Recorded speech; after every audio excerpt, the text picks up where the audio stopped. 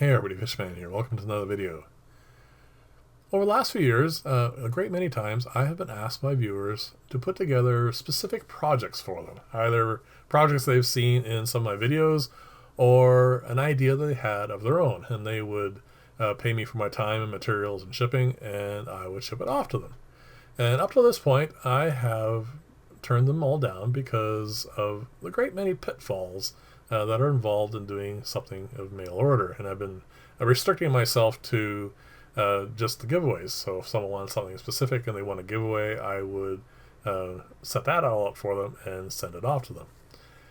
Now, I'm going to go through some of those pitfalls in here, but I've already put up a couple of videos about that. Mostly what I want to focus on in this build is, first off, the build, and secondly, the difference between building something for myself and actually also, believe it or not, for a client in town, and building something mail order.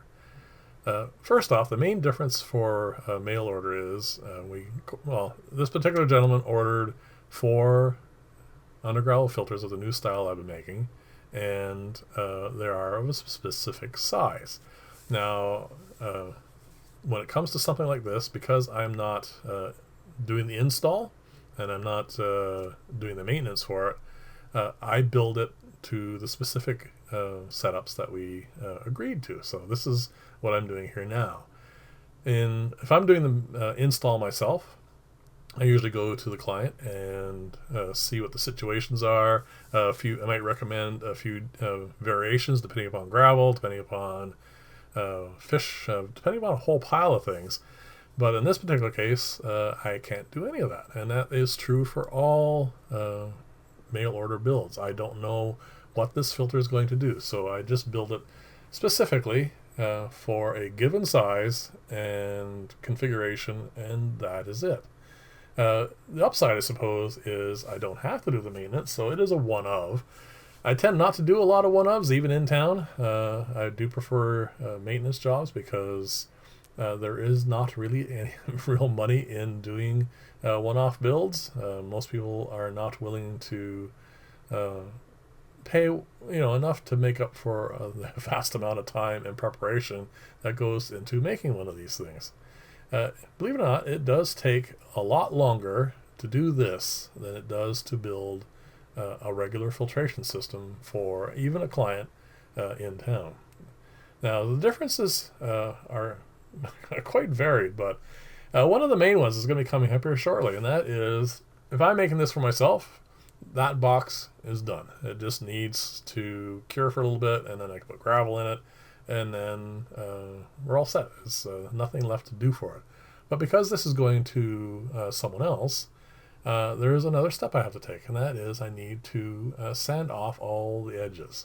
I have to make sure that this is user-friendly. I don't want anyone to get a cut. And believe it or not, I can count on my hand, one hand I should say, all the numbers of times I've been cut with glass. Not that many.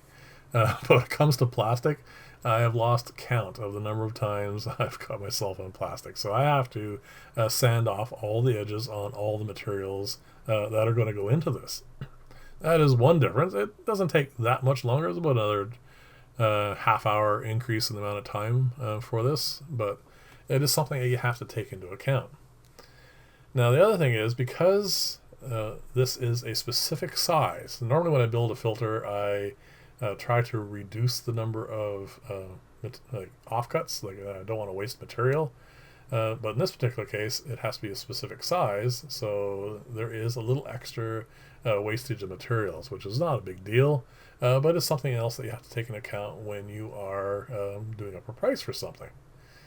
And then I don't know the size of the gravel that the gentleman's going to be using, so I'm making these holes again as I would normally do for like my generic ones, like when I'm making one for the shop, or sorry, the fish room. And then again, if I were putting this together for a client, I would again know what size the gravel is. And then the other thing is, it's different as well. Like if I'm in the fish room and I'm gonna make a bank of filters, like I'm putting up those new 5 tanks, I would make 5 all at once, and this is much more efficient time-wise to do it that way. And in this particular case, 2 of them are the same, and then the other 2 are different. So I have to set everything up and drill all these holes one at a time for each of the pieces. So that's an awful lot of holes. You're going to see here in the next clip coming up here very shortly. There is a lot of holes. The final day that I was working on this was a full 8-hour day, and as I said, it's an awful lot of holes there. And this is only one of the 2. I have to set up and do the other one as well. This is obviously the most time-consuming part of this, but it is something you have to take into account, of course, when you're doing commission work, one-ofs. They have to be set up and done individually, and it is time consuming. It takes a great deal of effort to do this sort of work relative to saying, oh, I want to build 4 box filters and set everything up and then doing it all at once. And the other thing about commission work is it is, again, a specific size. So as you can see here, these 2 plates are not the right size for my mill.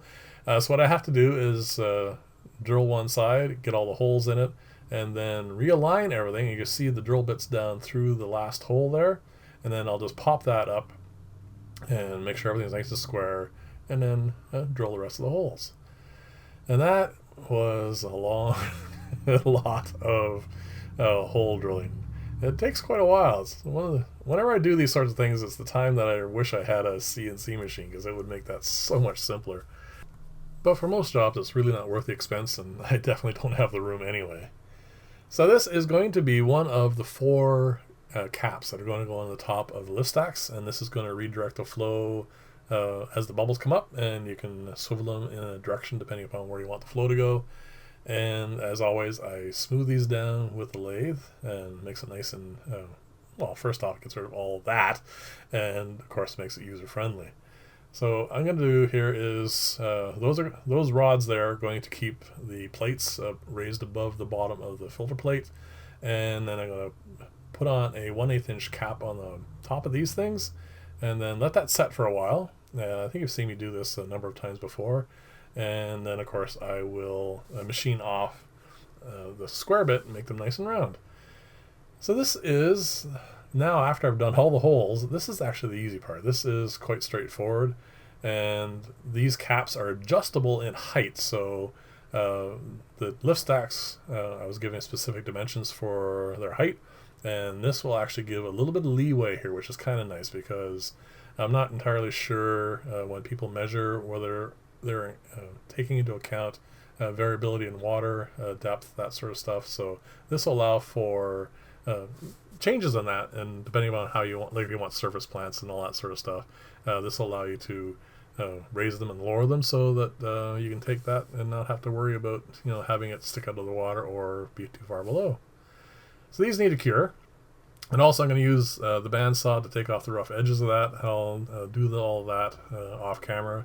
This is already getting way too long, and you've already seen me do that many times, so it's not nothing really new there. I just wanted to show you the placement for these, and then we're going to take the round parts off there, and also I have to drill a hole in the top of this to allow for the rigid air line that's going to go through this.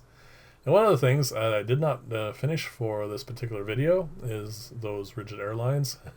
And my reasoning was, I was getting near the end of this. This is like near the end of the 8-hour day, and I figured it was getting time for me to stop for the day, when I realized I was trying to blow a little bit of dust off of something and had my face visor down, and of course it wasn't doing anything. Anyway, so all I need to do now that I have this set up here is use that piece you see on the left. That is an old one of these caps, and it was really helpful because it helped me align the hole for the drill bit. I just simply had to set that all up, align it, and then put in the new piece and drill the holes. This is something you need to do really carefully and really slowly, mostly because of all the work that's gone into putting this together up to this point, but also because this is a 1/8 inch thick acrylic, and that is well, this is just under 1 inch, the drill bit, but it's an awful lot of pressure going on here. As you can see, I'm taking my time, so much so that it is melting a fair amount of material there instead of drilling it.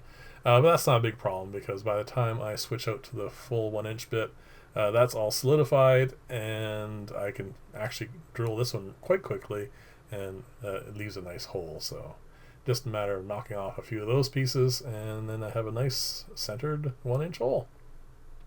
There you go, 3 more of those, and that's pretty much it for the day. So this is the assembly, and as you can see, this just fits in nicely here.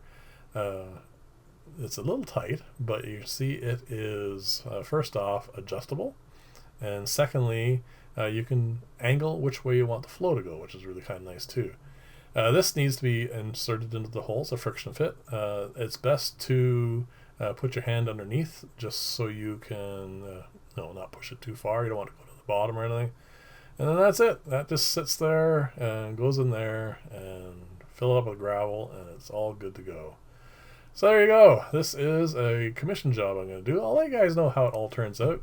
Let me know what you think of it, and leave comments as always, of course. And we'll see. I'll decide after this job whether or not this is the kind of thing I want to do more of. It's about 50-50 at the moment. Like I said, this was a lot of time went into making these. It turned out really nicely. I was very happy with it. But one other thing I forgot to mention is those holes, I had to take a lot extra time drilling them because I can't have any chipping in them. So I actually used a brand new bit as well. There you go. Thank you very much for watching. I'll see you in the next video, and bye for now.